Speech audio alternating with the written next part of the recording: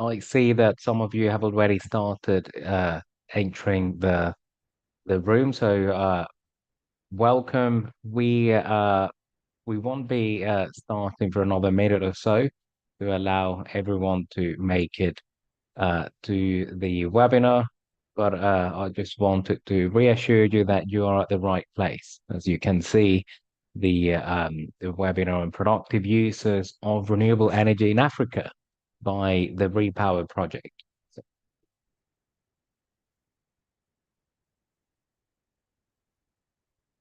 probably give them another minute or so, just so you know how it works. So first we'll have uh, short presentations by each of the speakers, and then during the second half, you will have the chance to send questions through the Q&A box. So,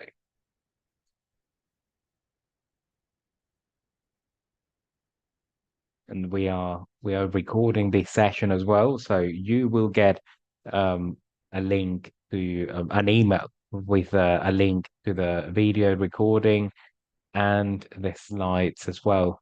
And that usually send a couple of days after the actual sessions.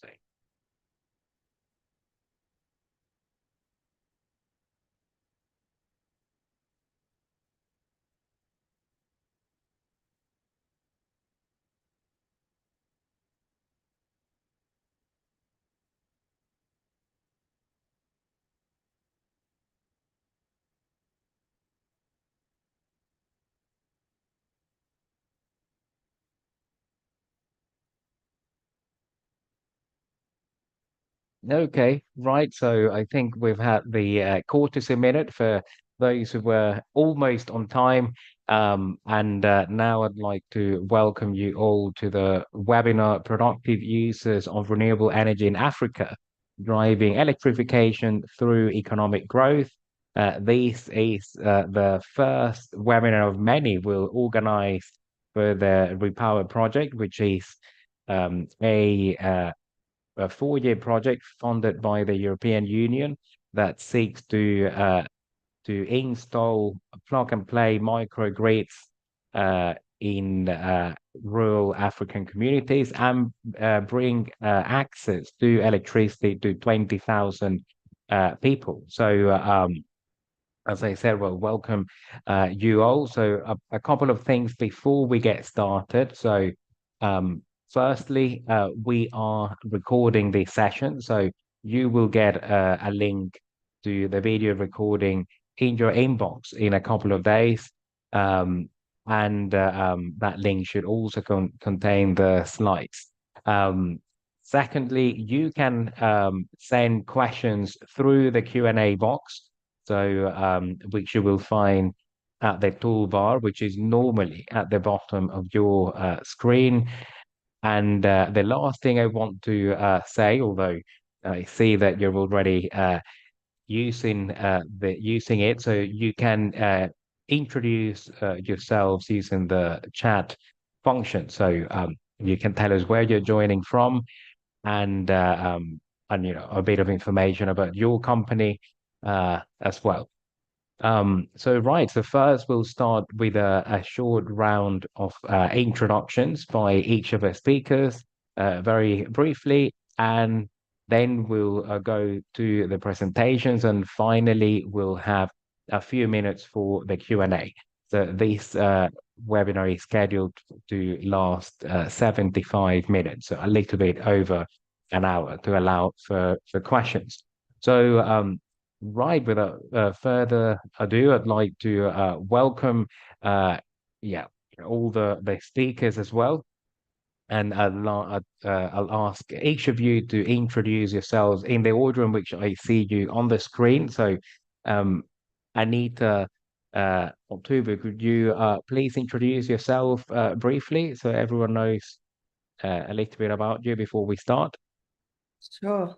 Good morning, good afternoon, possibly good evening. I'm Anita Tubu. I'm the Senior Director for the Universal Energy Facility at Sustainable Energy for All. Prior to joining Sustainable Energy for All, I used to head the Nigeria electrification project that's funded by the World Bank and the African Development Bank. I'm also a member of the advisory board for GOGLA, as well as a member of the advisory board for SMAP, and previously concluded a short period of time as a member of the expert advisory group for the Science Based Targets Initiative. Thank you so much. Looking forward to engaging with you all. Thank you very much, Anita, and welcome to today's online session. Next, I would like to ask Annette Omuni. Annette, if you could please introduce yourself briefly. Hello, everyone. I'm Annette Omune. I'm an energy specialist at the World Bank, where I'm currently working on the Ascent project, which I'll be able to dive in deeper during the call. Prior to joining the World Bank, I've worked in the distributed renewable energy sector for the past 7 years, as a practitioner and also in the advisory capacity, where I've worked with several companies in being able to determine what will be the best options to be able to deliver energy access to the sub-Saharan African market. Yeah, so I'm happy to be in the webinar and looking forward to a good discussion. And thank you, Annette, and welcome to today's webinar. So next, I'd like to ask Carlos Miro. Carlos, if you could please introduce yourself. Yeah, thank you. Thank you very much.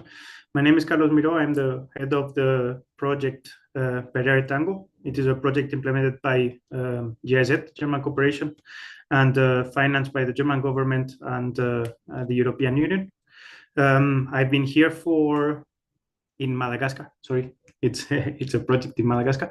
I've been here in Madagascar for about 3 years now, and before, prior to that, I was in Nigeria, always working on an energy project implemented by GIZ called NESP. And prior to that, I've worked for private sector, for other international organizations, and also NGOs, always on energy topics. Yeah, thank you. Thank you very much, Carlos, and welcome to today's session. Next, I'd like to ask Lucia Kamati. Lucia, if you could please introduce yourself. Yes, thank you, Carlos. Good afternoon to everyone online. We have many people from all corners, I think, of the world here today. I was just looking at the chat. So my name is Lucia Kamati, and I have been with Africa Green Tech now for the past 4 years, where I'm leading a number of projects, including the Repower and another project actually which is also funded by the European Union, and also other projects. Today I'm kind of like wearing 2 hats. One is for Africa Green Tech and the other one for the Repower project is here. So I have been in the off-grid sector now for about 5 years. Prior to that, I was working on on-grid projects in France, but I am originally from Namibia, although I'm working here in Germany. And yeah, I'm really happy to connect and I'm looking forward to this webinar today. Thank you, Lucia, and welcome to the session. And then in the round of introductions, the final person I'd like to ask for the introduction is Tina. So Tina Müller, if you could please introduce yourself. Thank you, Carlos, and good afternoon, everyone. So my name is Tina Müller, and I work for NEFCO. NEFCO is a publicly owned institution based in Helsinki in Finland. So this is where I am at the moment. NEFCO is the fund manager for Beyond the Grid Fund for Africa, the BGFA, and it's the BGFA that I will actually be talking about then today. I have been working with NEFCO for many years already in different positions, and I'm currently working for the BGFA as a program manager, but also acting as project manager for several of our portfolio projects. And I'm actually the project manager for all of our PUE projects in our portfolio so far. And this is actually why I have received the honor to be here today and represent BGFA and talk about our PUE experiences so far. But really looking forward to today's other presentations as well and the follow discussions. Thank you. Thank you very much, Tina, and welcome. So, right, so without any further ado, I'd like to give the floor to Lucia Gamati, who will be the first presenter today. So I'll stop sharing my screen. And Lucia, over to you. Whenever you are ready, share your screen and start presenting. Yeah, sure. Thank you, Carlos. I hope. Okay. I can see your presentation now on Okay, full that's screen. great. Yeah, so thank you once again to everyone online, and thank you, Carlos. So my presentation today is mainly focusing on rethinking of productive use of energy for the last mile connectivity, because that's where for Africa Green Tech, where we are focused. And I'll touch a bit of what Africa Green Tech is also contributing on this Repower project with our esteemed partners from Europe and African countries, because we are working with different partners on this project. For those maybe who are not familiar with Africa Green Tech, we have been in the off-grid space now for more than 8 years, and our impact really extends just beyond just providing electricity, as so far, we have reached more than 60,000 people where we provided them with electricity. We are currently running more than 25 impact sites. So impact site is a term that we coined for the remote areas in rural areas where we get into with no infrastructure as electricity or other aspects. And we bring not only electricity, but other productive use enabler. And so far, we have avoided more than up to 4,000 tons of CO2 so far, by either avoiding a diesel genset to be set up there, or just taking it away because it's very harmful to the environment and also for the people who are living there for their health.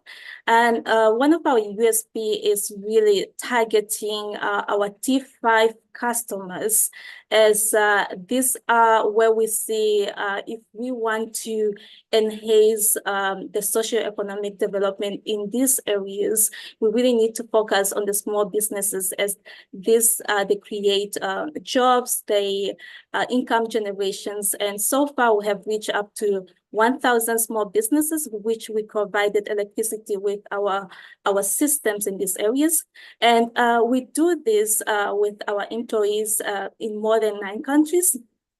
So the achievement of our projects really demonstrate the comprehensive benefits of our projects, as we are not only looking at environmental side of it and to provide electricity, but really to enable the socio-economic development. And in the on the map, you can see the countries where we are, and we're also developing other markets. Now, why is Africa Green Tech really focused on this, and why the remote rural areas?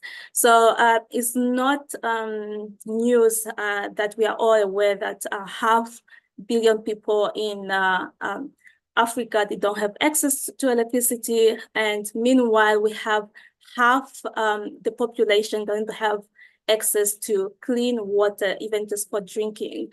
And agriculture is actually the backbone of many of the economy of many of these countries. While is that we have a lack of pooling with 40% of fruits and vegetables, they go to waste.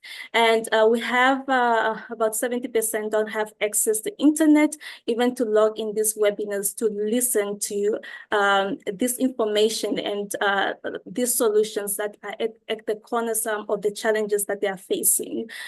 So these statistics for us really highlight the agent and for innovative solutions, including productive use of energy, innovative solutions, and also to talk about financing, and so that we can bridge the gap and also to improve the quality of life.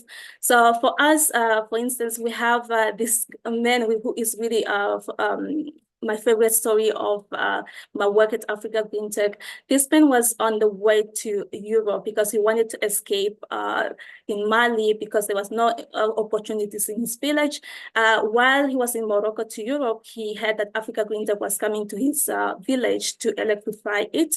And he decided to go back because electricity, he knew that if electricity comes to his village, then opportunity comes.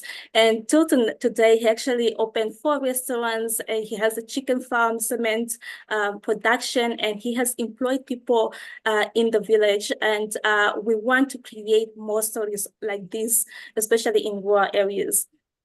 And for us, we do this with, as I said, through Impact Site, where at the center we have the containerized mini-grid, which integration of water purification system, which provides clean water to people. We have also integrated internet. Sometimes we, according to the regulation in the country, we can also provide internet in that area. And we also target the farmers as with our solar pumps, as we believe and as we know that drought is a challenge. And so we all bring these services to the community through what we call the impact side. So for this, it's just to show you that it's not only the products that we bring there, but we also hear from people about the benefits that they bring. Like some farmers, through using solar or renewable-based appliances, they see a benefit of it, as they also saving money for their startups to be able to also increase and also employ many people. So for us, as I said, we have the utility grid, which is very hard to extend it to these remote areas. And we see the mini grid or the micro grid as really the bridge to bring development to these areas. And sometimes, especially in villages where we have noticed that some houses or some SMEs are very far away to connect them to the solar container. So we have introduced what we call nanogrid. It's power blocks, and we can just connect them remotely and then without spending. And this is actually cost effective for us. So for the Repower project, and that's why Africa Green Tech is also part of this project. We are working with different partners on this so that we can be able to innovate to really bring these solutions to many other countries or many areas and be able to enhance them. And with this, we are doing it in three concepts in Madagascar, in Senegal, and in Niger. And the solutions will be a bit different, as one will be community-based, the other one is community and facility-based. And at the end of the day, we are going to see how the concept of the microgrid is working in all this area. And with this, just to also give you some of the stories of where we use a productive use of energy and the stories. We have this man, Modibo, who's a welder in Mali. And for him, when we brought because he used to have a diesel genset, which he just used for his business, he saw that when we came back to him to have an interview with him, he has told us that with access to renewable energy or access to the electricity that we provided him, there is a cost reduction, and also not only in numbers but also in working, because now he works lesser, and he also managed to employ more people in the village. And we have another farmer, when we provided the solar pumps, we have seen that because sometimes people, they cannot afford, but we came up with different business models where they either can lease it or they can pay it all at once. And they have also seen the cost reduction. Instead of using the diesel gensets, the revenues have increased, and they increased the number of employees that they have on their farmers. And the good thing also, we target different people. Also, this lady in Niger, she uses a fridge, and her business have grown, and she is able to now extend the hours of her business because people are able to come to her bar and be able to increase her revenues per month. Yeah, so that's it from my side, and I'm looking forward to other questions that you have. I try to keep it within 10 minutes, Carlos. Thank you, Lucia, for your presentation. So to everyone out there, so if you have questions for Lucia, you can post them on the Q&A box, and then once we've gone through all the presentations, we'll go back to them. So now I'd like to give the floor to Carlos Miro from GIZ. So Carlos, whenever you're ready, please share your screen, start presenting. And whilst you're doing that, I'll remind everybody that we are recording this session, so you will get a link to the video recording. Over to you, Carlos. I can see your presentation perfectly. Thank you very much. So, one moment, let me see. Okay, now you can still see it? Okay. Yeah, I can see the presentation. Yeah. Perfect. Thank you very much. So my presentation is on like any other presentation on approaches for productive uses of electricity in rural power utility projects. And prior to presenting two case studies, I just wanted to introduce you to our terminology on PUEs, what we see as a PUE, because there are different types. First of all, you can, as GIZ, for example, we can, for example, evaluate the potential of PUEs in an existing project. We can also evaluate the potential of PUEs, but new PUEs in an existing project. And then we can also evaluate the potential of PUEs in new projects. Yeah, new PUEs in new projects. Yeah. The more you go down in this list, of course, the more abstract it becomes. Yeah. So from our side, we try to stick to existing PUEs in existing projects if we want to have tangible results.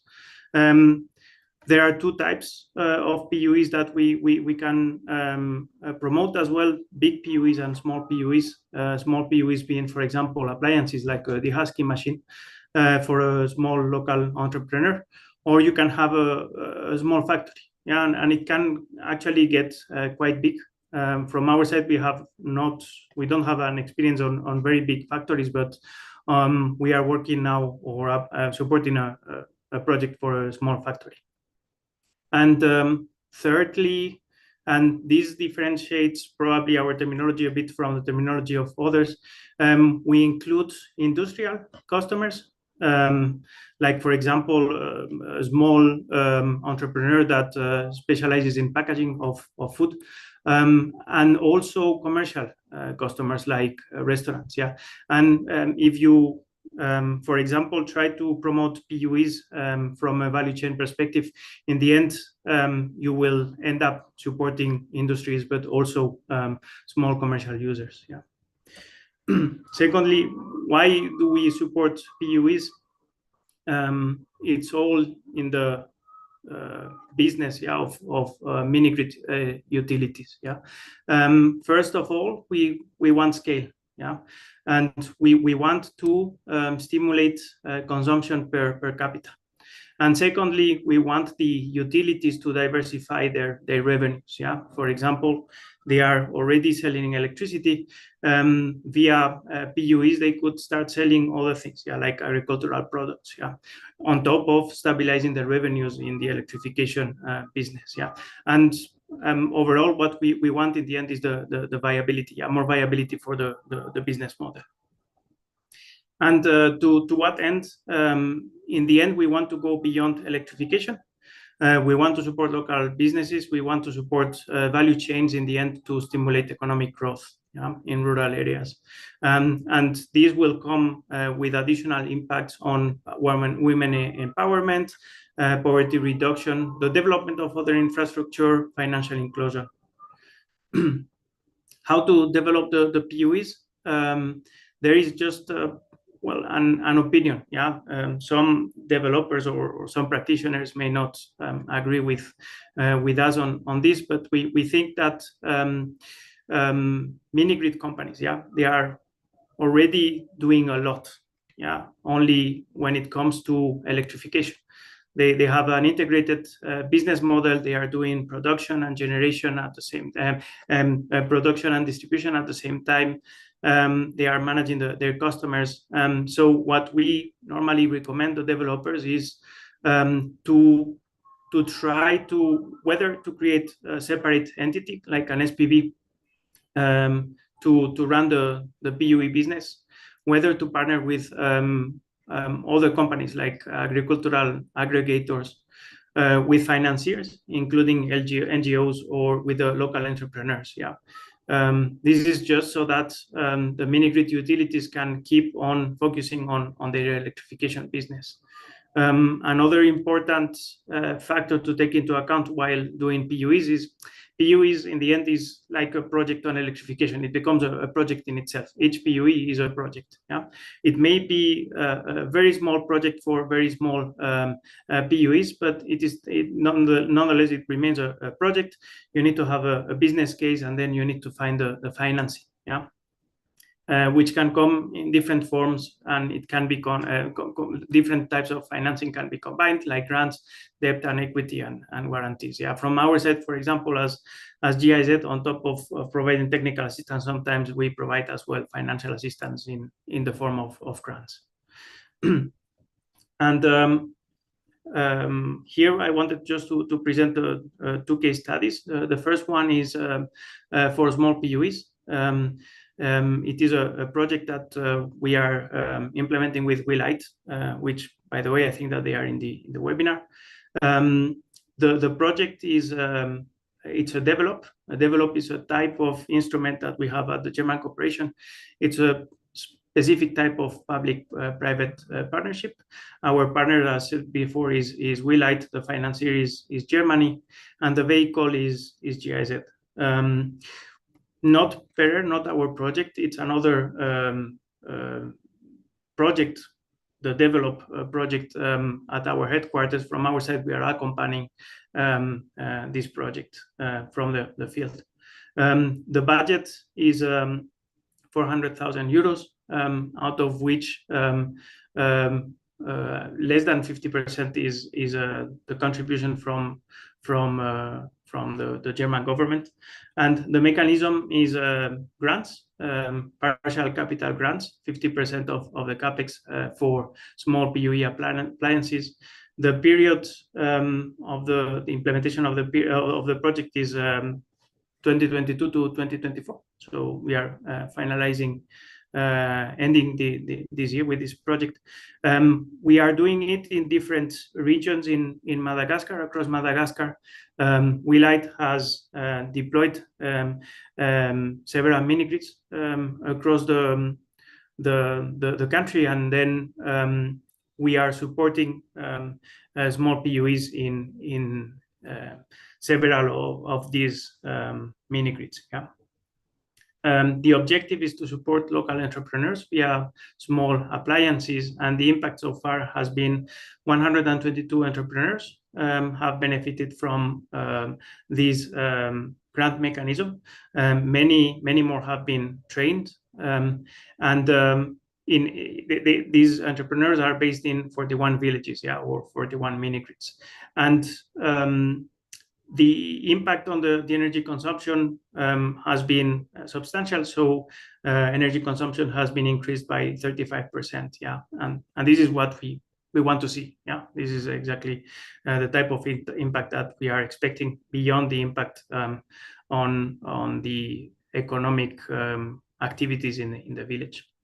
And here there is another case study for a big PUE, this time with Anka. It's a project this support is channeled via a project that is called Agricultural Innovation for Climate Resilience. Our partner is ANCA, and we are testing their concept on agri-grids, which is the concept for small factories. The financier is again Germany. The vehicle is GIZ, but in this case we are also working with via financing via the World Food Program. The budget is $150,000 US, and the mechanism is again a grant for capex, but also to cover for soft aspects like the training of the women cooperative. The period is 2024-2025. It's in one region in Madagascar, in the south at Simandrefana. And the objective is to support local industries and value chains. In this case, the expected impact of this project, which is still in the planning phase, would be a groundnut oil factory run by women cooperative together with ANCA in one village. Yeah. Okay, so that was it. Thank you. Thank you very much, Carlos, for your presentation. And as I said about the previous presentation, so if you want to send questions, do so through the Q&A box. And now I would like to welcome Tina Müller to give her presentation. So Carlos, if you could stop sharing, that would be helpful. And then yeah, Tina, please start sharing whenever you have a chance. And I'll remind everybody that, yes, we are recording this session. We'll send you a link to the recording. So we'll go now through Tina's presentation. Then after we have done all the presentations, we'll answer the questions you're sending through the Q&A box. So Tina, over to you. Thank you, Carlos. So if someone wasn't there at the introduction, so I work for Nefco, and Nefco is a public-owned institution based in Helsinki in Finland. And Nefco is the fund manager for Beyond the Grid Fund for Africa that I will be talking about today. And just to start and maybe give us a little bit of framework to this, I will give a brief overview of the Beyond the Grid Fund for Africa. Let's see if I get it to, yes, I get it to change. So BGFA, it's about clean and affordable off-grid energy access in Africa. And what is then our approach? We are a multi-donor program. We have a public sector financing. We offer results-based financing, and we have arranged several calls for proposals-based funding rounds in our countries of operation. Our program, it started in 2019, and the first call was opened in September 2020, with the first contracts then signed in January 2022. And the latest contract we actually signed just a month ago. So we are an ongoing program, and we are expected to run up until 2029 at least. So what we are looking for is sustainable, high-quality energy services and solutions in the fields of standalone or mini-grids. So we haven't actually focused on productive use of energy only in BGFA, but it has been included and also incentivized in our calls, both under the standalone solutions and in mini-grids. So we have had a PUE component there from the start. Today, we have signed 29 contracts, and we expect to sign a couple of more still. And currently, we have then 4 of these, what we call them then pure PUE projects in our portfolio. So projects selling only PUE appliances. But as many as 16 of the remaining projects, they actually have a PUE component embedded in the contract.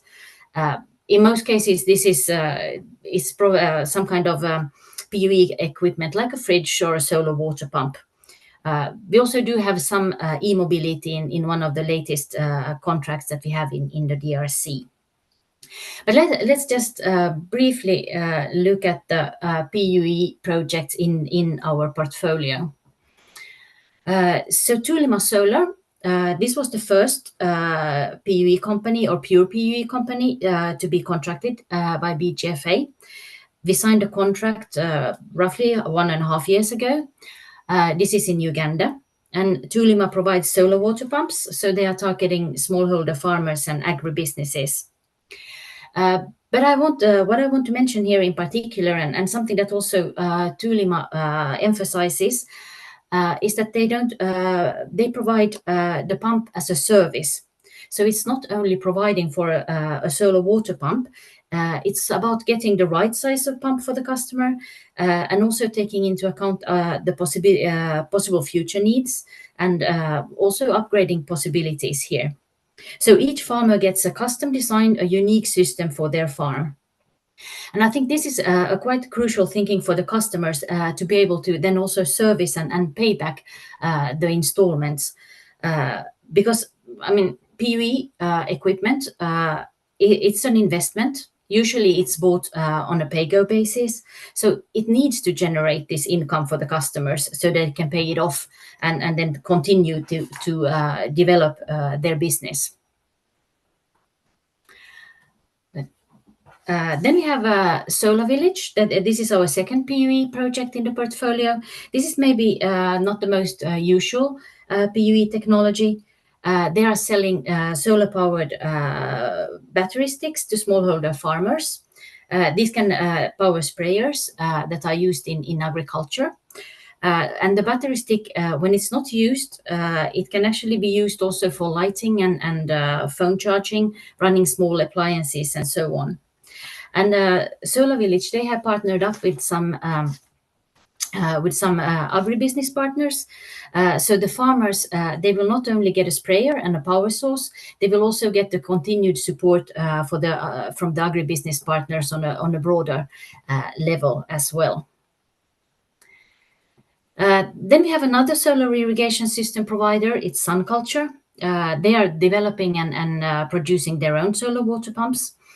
They all come with an irrigation system. And in addition to delivery, installation, and this monitoring and also after-sales services, of course, they also provide the farmers with some knowledge of, for example, crop diversification and other things that improve the farmers' yields.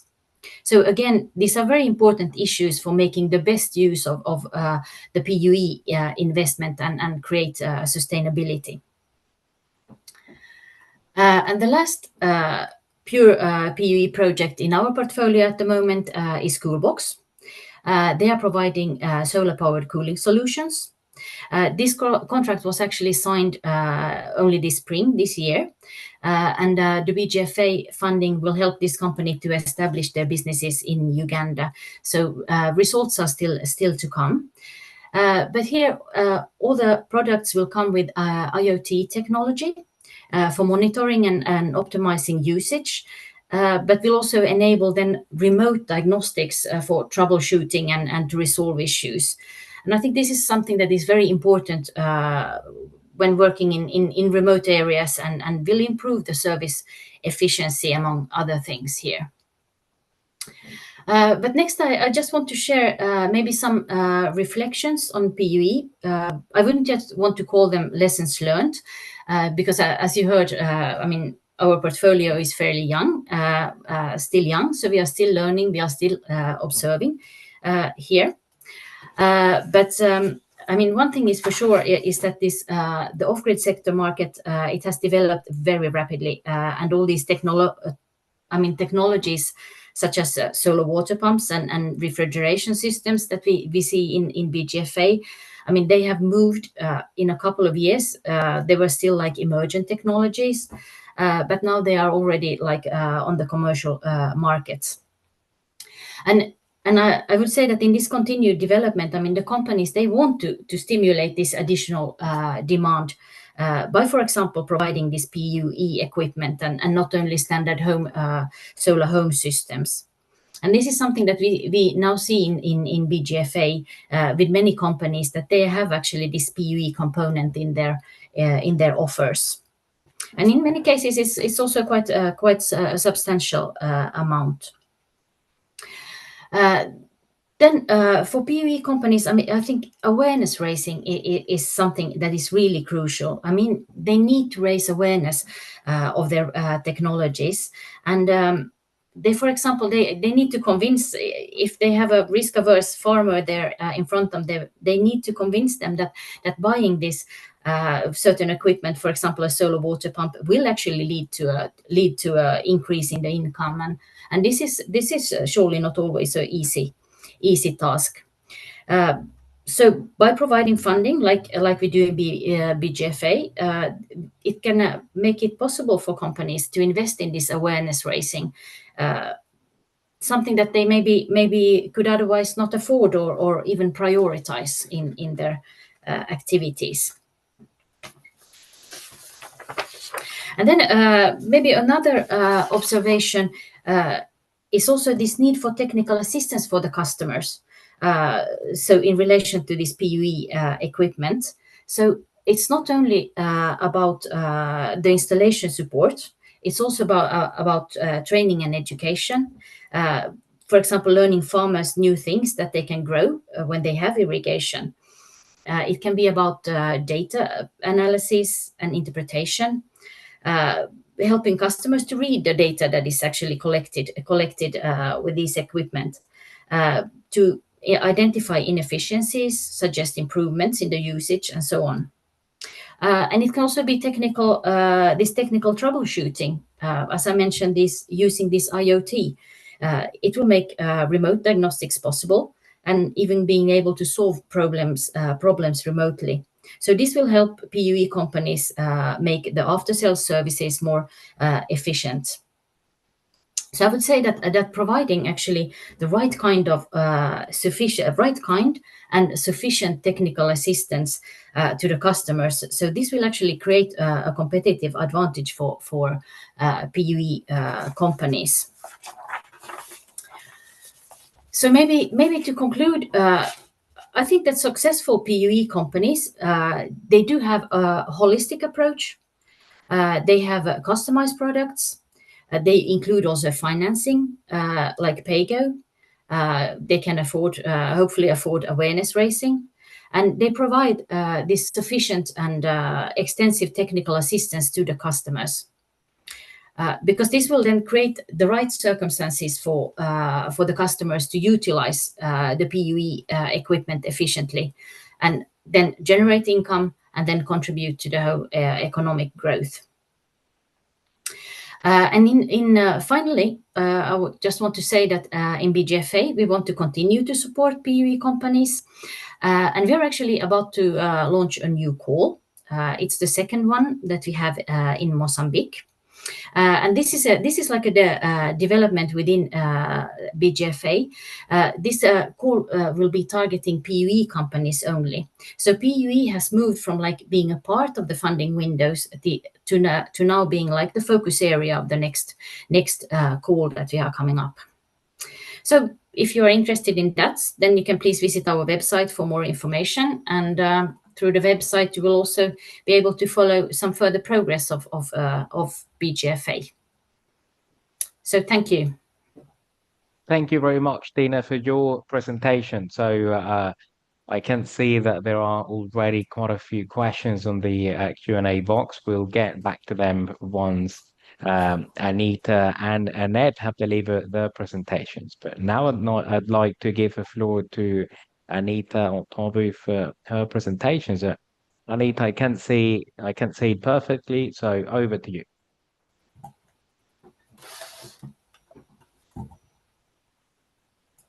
Thanks very much, Carlos. And once again, good morning, good afternoon, good evening. I'm Anita Ontobu. I work with Sustainable Energy for All, leading on the Universal Energy Facility.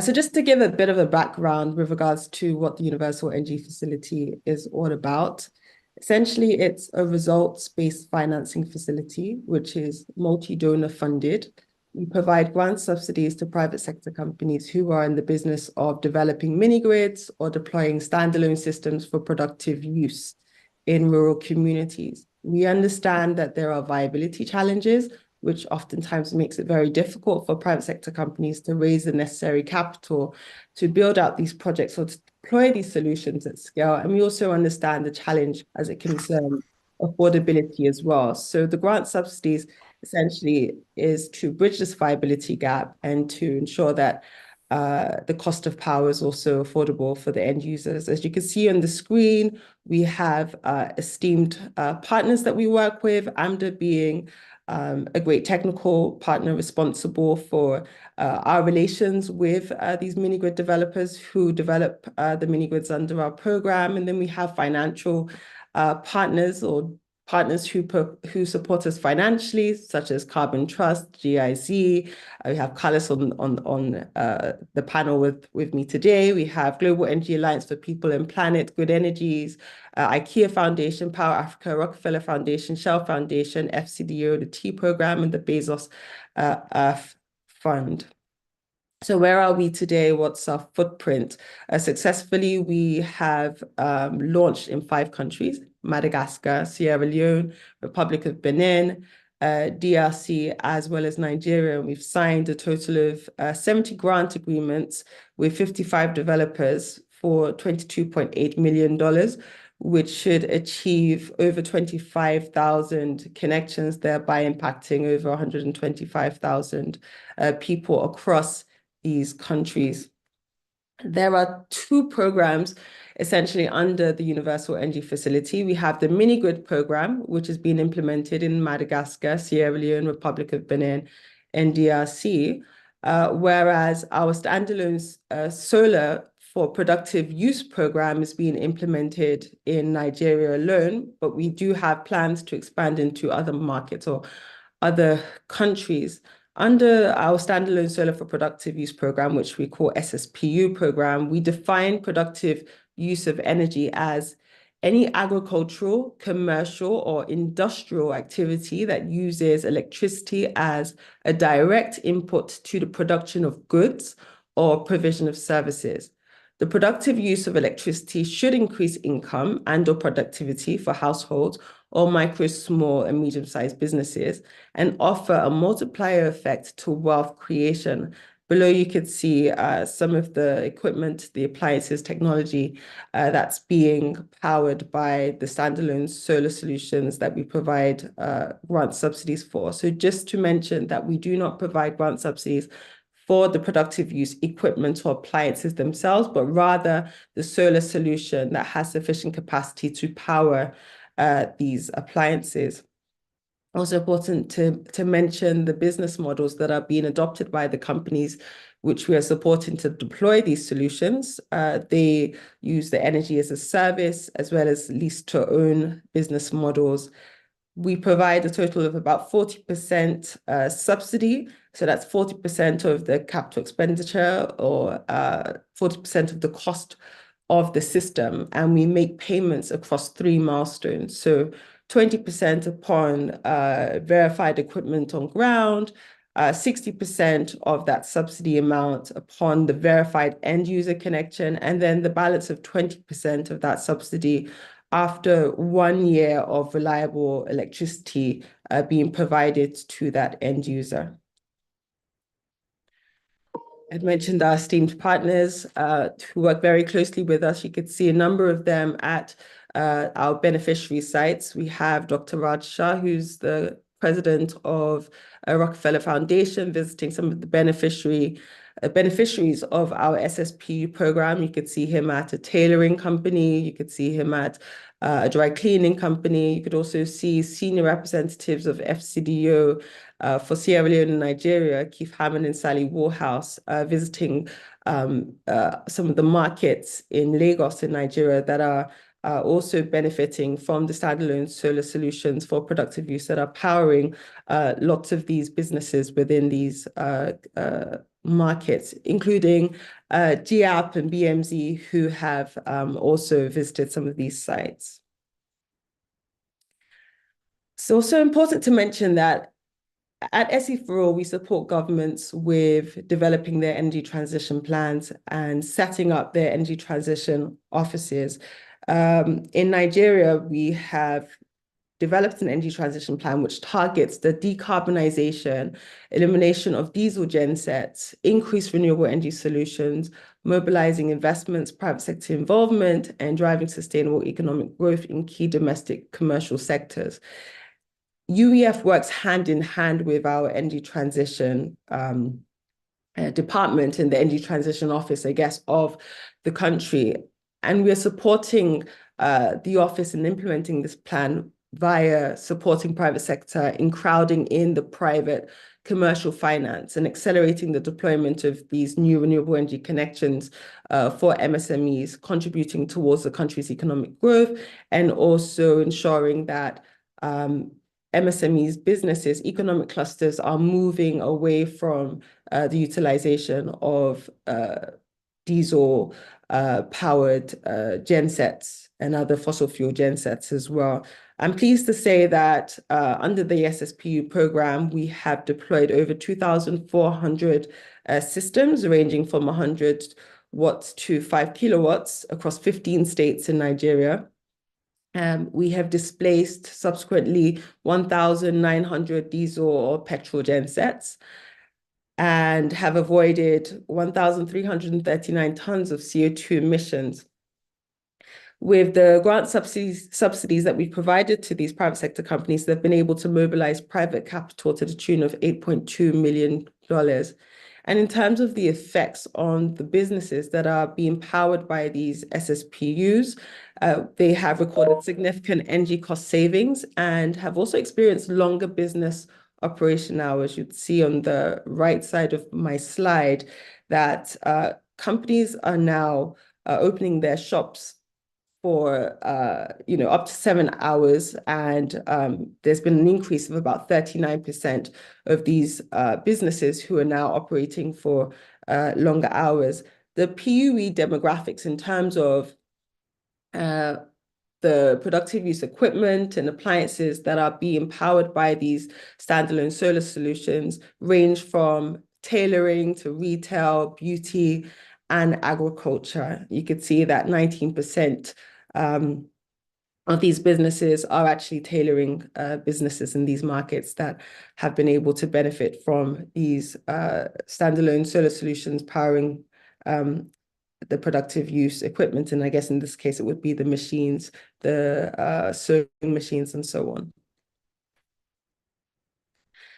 In addition to the promotion of productive use equipment and appliances being powered by standalone solar solutions, we also promote this via mini grids as well. We'd heard previous speakers talk about the viability aspect of mini grids. We understand that mini grids are a great solution to bridging the energy access gap. But when we speak about the sustainability of mini grids, it definitely comes with its challenges. And that's to do with the utilization or the consumption rates of the power that's being supplied by these mini grids. And if they are underutilized, they end up becoming stranded assets, unviable projects. And as a result, these companies pack up and the people are no longer able to access the power that's coming from these mini grids. And so there's need to stimulate load demand, not only to stimulate the load demand and increase consumption rates of the electricity, but to also ensure that we are stimulating economic activity as well, which can generate income, which in turn can be used to pay for the power that's being consumed. And that's why we promote productive use equipment and appliances in these mini grid communities, which will stimulate the load demand and also provide a means of income for these end users to be able to pay for the power. So with that being said, how have we put this into, or what are we doing to put this in to our operations? We're in the process of designing a program, particularly for Zambia. The Zambian government has reached out, has a fantastic ambition of bridging its energy access gap with with the development of 1,000 mini grids. But as I'd mentioned, understanding that it takes more than just building mini grid, but sustaining those mini grids. We are incentivizing the mini grid developers who have existing mini grids and who plan to build more mini grids, incentivizing them to deploy equipment and appliances that will be powered by these mini grids to increase utilization or the consumption of the power supply. After 6 months of the purchase and the use of the equipment, which should increase the utilization numbers, we will be making a payment.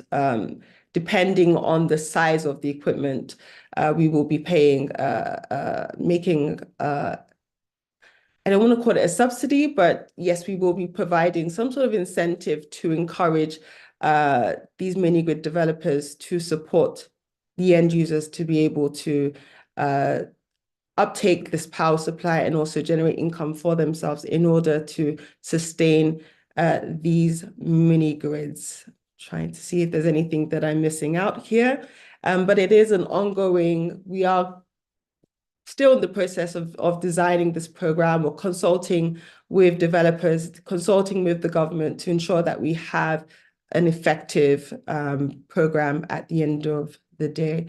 Happy to take any questions after the final presentation is given. Thank you.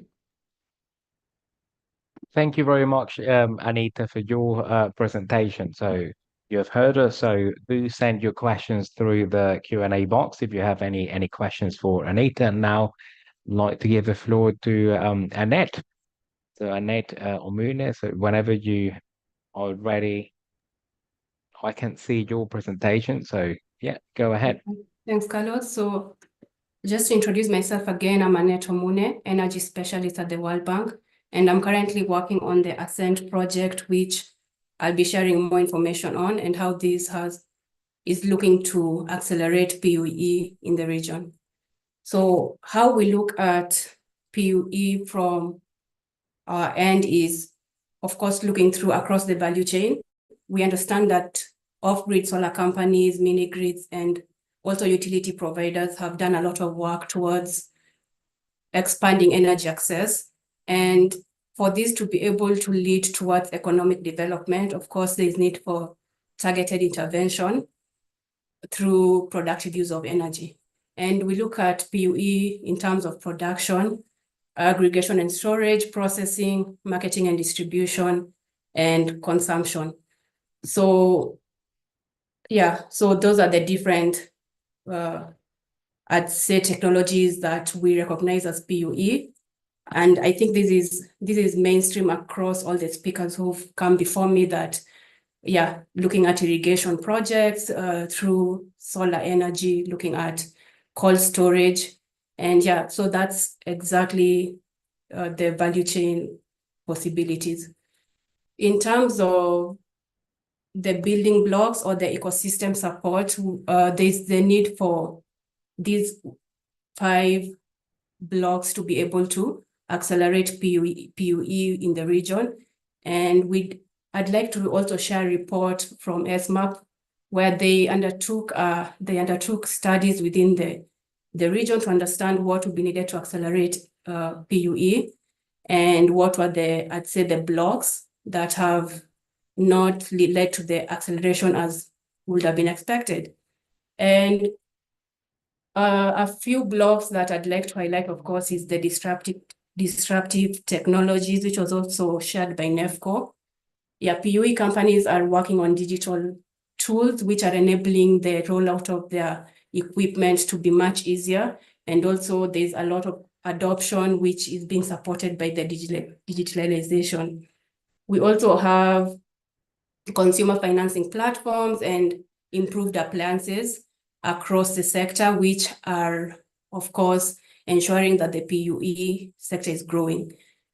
Looking at some of the support areas, and I'll zero in on the financing because it's what I'll be talking about around the Ascent project.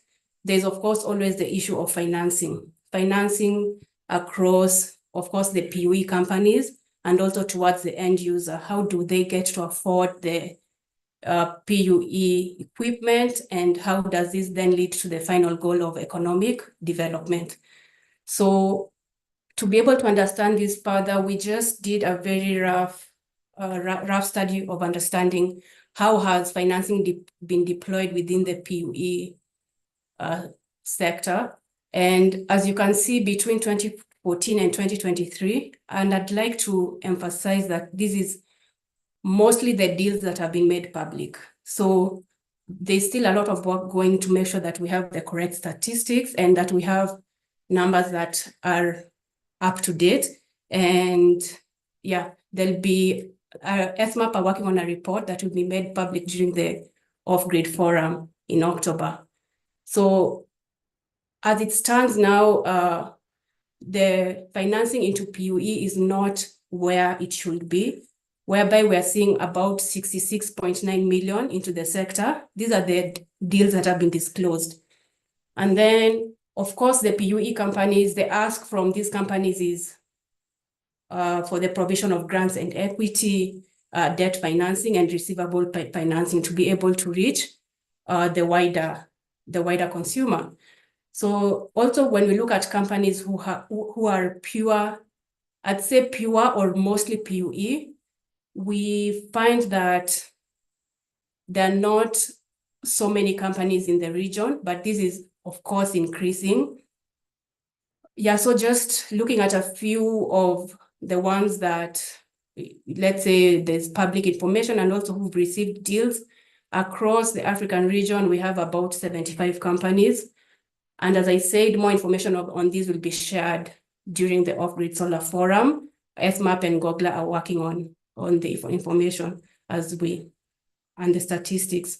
So, and some of the examples of the PUE companies that, let's say, we'd look at in these numbers are Sunculture, Enagro, Coolbox. So it was quite interesting to also see that all the other speakers have also information around these companies, because it seems that the space is it is the same space, and it is most of the same companies who are in the different countries.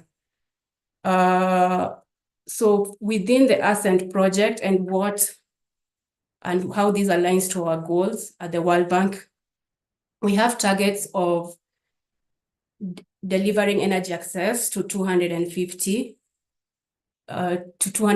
million energy users by 2030. And the overall energy access goal, of course, is the 560 to 600 million.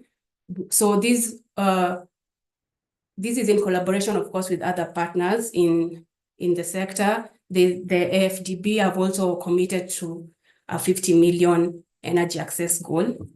And these will be achieved by working as one World Bank. So the World Bank, IFC, and MIGA are all working towards delivering this goal. And the Ascent project it has been launched within East and Southern Africa. And the 150 million target in East and Southern Africa accounts for 25% of the overall electrification goal by 2030. So going into specifics of Ascent, we are targeting 20 countries in East and Southern Africa over a time frame of 7 years. And the technology that are being targeted by these funding are solar home system companies, mini grids, clean cooking, and productive use of energy companies. So that's why PUE sits centrally in this. So currently, the fund has been deployed in 4 countries as we speak: Tanzania, Rwanda, Somalia, Sao Tome and Principe. That's for the country focus. The pipeline has the other 16 countries in terms of the next wave, and this is from 2025 and 2026 to launch the different waves as we go along. And within the Ascent project, there's the country-focused projects and also the regional access platform, where we're working together with COMESA to provide technical assistance. And of course, as one of the other speakers mentioned, there's the need for technical assistance within PUE companies to be able to deploy their assets. There's also, within Ascent, there's also the regional energy access platform, which will be through the Trade and Development Bank. So they will provide debt and RBF facilities to distributed renewable energy companies and clean cooking companies. So, and the facility provision under TDB, as I've said, is debt and RBFs. But in the next phases of the project, they'll also be looking into equity facilities, risk mitigation facilities, and other areas on scaling up the regional RBF component. Yeah, so the Ascent project will target startups and small companies under the Trade and Development Bank. Under their TDF component, they'll have a trade fund allocated to that. They'll also be the target of the medium-sized companies, large companies, and crossover companies.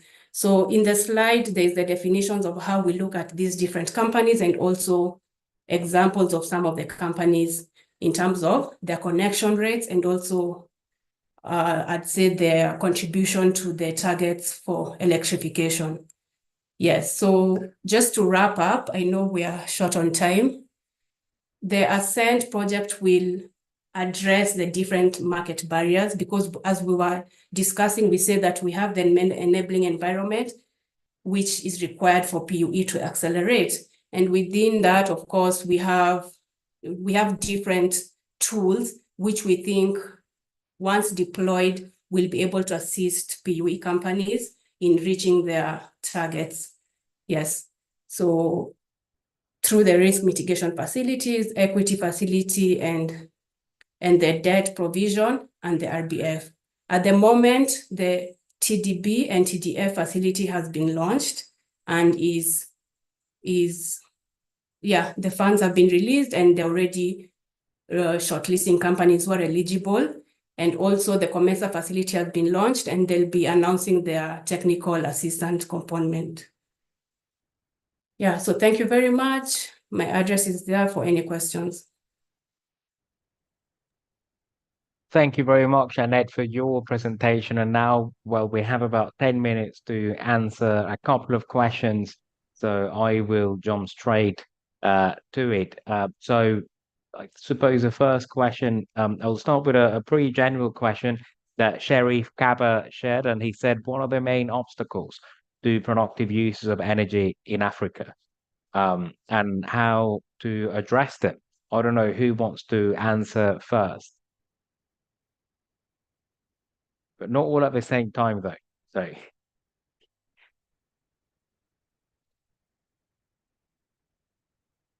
okay, so I'm gonna have to pick you democratically. So, I don't know, Anita, in your experience, what are the main obstacles to productive uses of energy in Africa? I guess, in my opinion, it would be access to finance, affordability of the appliances and the equipment that will be powered by these mini grids or standalone solutions. These mini grids typically are being built in off-grid rural communities with minimal economic activity and minimal access to finance. And so it's one thing for them to be able to even pay for the power that's being supplied. It's another thing for you to also impose on them some equipment or machinery for them to use that they also have to pay for, because more than likely there's going to be a payment structure. It's not going to be a one-off payment because they probably don't have enough money to pay for these appliances. There needs to be a lot of sensitization in training the end users for them to understand how the productive use equipment or appliances can be used to grow their own personal businesses, to generate income for themselves, for their own well-being, and also to be able to pay for the power that's being supplied. You can deploy all of the equipment and appliances and they could just leave it in one corner and not actually understand how to use it to make money for them to pay, because they can also use the equipment, right? but then not know how to ensure that it generates revenue for them to be able to pay for the power supply. So there are two things. It's a access to finance issue or affordability issue. And even when they can purchase or acquire the equipment and the appliances, it's how to use it in a way that can generate income for their own well-being and to also pay for the power that's being consumed as a result of utilizing or using the equipment and the appliances. So lots of training programs, technical assistance has to, play a role in the programs in which we're providing funding to support with the deployment of the productive use equipment and appliances in order for it to be effective. Thank you, Anita. And I think this ties into a question that was sent by Roman Kress to Tina Muller, and he asked, what is behind technical assistance for PUE customers? So I suppose he's asking why and how do you train them? Sorry, was the question about TA to the customer now, or TA to the companies? Right. So he basically asked, what's behind technical assistance for PUE customers? Yes, but this is something that the PUE companies needs to provide. So we as a fund, we can provide TA, but we do it to the companies. So these are maybe a little bit two different things here. But I want to say that we have this PUE component, the TA component in BGFA, and this has been very important actually. This is providing support on top of the results-based financing that we provide them. But in order for this TA also to the companies to be successful, it needs to be like tailored to the situations and to the needs of the company. So this is like, it can be for sales and marketing purposes. It can be for financial management. I mean, this needs to be tailored. But when it comes to the TA that the companies provide to the customers, this is something that they also need. What do their customers need to be able to use the equipment efficiently, to be able to create this? And I think this is something that they learn by doing actually, and by talking to their customers. But this is something that we have seen that is actually very crucial in the success of our PUE companies. They need to know their customers. They need to know what is needed. I mean, I had this example here for a farmer that has been just farming cassava or maize, and when getting solar powered irrigation, he can diverse its crops. And this is maybe something he's never thought about, or she. So this is things that they need to incorporate in their like business model, all this kind of TA to the customer. So it's very, I would say it's what we have seen so far, it's very crucial for the success of the PUE companies. So if I understand you correctly, so in your program, Tina, so you provide technical assistance to the solar company, so to the company selling the appliances that are used for productive uses. To those two, right? And then it's up to them to train the end user, who would be the farmer or the welder. Okay. Yes, but it's an important part of the whole equation. Yes. Okay. Thank you. And well, I suppose a question for let's say for Carlos. So there is Idowo Taiwo actually asked, how do you de-risk mini grids and productive uses of energy? So what kind of approach have you seen or have you taken at GIZ to de-risk PUE and microgrids? Yeah. Thank you. I mean, it's the same thing. So it's the same approach.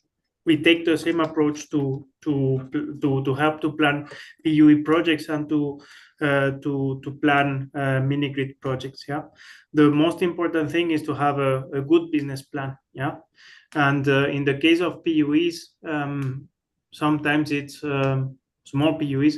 For small PUEs is a good pipeline of projects as well. Yeah, that is the first thing. So you need to know the entrepreneurs behind this project, and then for each of the projects you need to have a good plan on what kind of appliances, the technology that they will use, for what purpose, what will be the revenue. Yeah, that is on one side. On the other side, afterwards, what you will do is, if, for example, you are looking for finance, you will start with grants. That will de-risk automatically the project, and then for the debt part, you will look at a partial risk guarantee for the bank. Yeah, this is how you will probably mount the projects. Yeah, more than that, I would say with that you will have the project fully covered. Yeah, the other question that there was also in the chat, and it is also somehow related. You create an SPV. Yeah, you will not do PUEs with the same SPV that you do electrification, not to put at risk your electrification business. Yeah, with the PUEs. Yeah, maybe with this it's already a good start. Thank you very much, Carlos and Annette. So I think you also have experience in this field. So what approach have you taken to manage the risks that are, that come with microgrids and productive uses of energy? Yes, so when I was going through on what the Ascent project will look at, there's also the risk mitigation facility. So at the moment, the debt facility and the RBF facilities are operational, but we're still looking at the best way to deploy risk mitigation for the different technologies, even for PUE. So these will be, we look at these in different aspects, whether it will be providing, for example, first loss guarantees to the companies that are providing PUE, or even how to provide facilities like climate shock insurance. So it's still, as I said, this is to be rolled out in the next phase of the project next year. So I'd not be able to commit at exactly what path we're going with, because there's still stakeholder engagements happening here. Okay, great. Thank you, Annette. I think we'll go for one more question, and this one is for Lucia, and I think someone called Coco. Sorry if I'm not pronouncing your name correctly, Coco, but he asked, how do you deal with reliability and longevity issues in microgrids? So if I think, if I can paraphrase his question, I think he's asking, what provisions are there for fixing the equipment that is on the ground? And I think, Lucia, you from Africa Green Tech, you have some experience, right, in these issues. Yes. So for Africa Green Tech, we basically work across the whole value chain, the whole process stages of the project. So from development till operation and maintenance. And this is specifically so that we can really make sure that the systems that we are putting in place, they're still maintained, they're still working, and not that our customers will end up with issues and those, like, the systems are not working. So in other countries that most of the countries, not all, we have the team on the ground, and these systems also, we have a system here in Germany where we are able to check the data. If the system is down, then we send the team to the site to maintain it or to fix it. So we try. I mean, sometimes it takes, because some villages are quite really far. So if the village is far from where our office is, so usually we have a technician in the village that is able to report immediately. And I mean, with this, instead of just maintaining, of course, we try also to, our systems are not for free, so we charge, as this is to keep still our operation going, to what is to replace some of the parts if they are aging, like the inverters after some years, then we have to replace them. So it's really an ongoing process. So we just don't leave them once we install the system. So we still continue with it. Excellent. Thank you, Lucia. So, well, I think we have lots of questions left, but no time. So I'd like to thank everyone who's been with us today. I will share the questions with the panelists, and then maybe you could answer some of them privately if you have the time and the inclination. But otherwise, yeah, we need to bring this webinar to a close now. I'd like to thank everybody who was here with us today, and to all our panelists. If this was a live event, I would ask for a round of applause, but there is no point, right? Because we wouldn't hear it. So in any case, thank you all. And if you would like to learn more about the Repower project, go to our website, repowerproject.com, and there you can learn more about this EU-funded project that aims to provide renewable energy through microgrids to 20,000 people in rural Africa. So I hope to see you all here next time, and take care.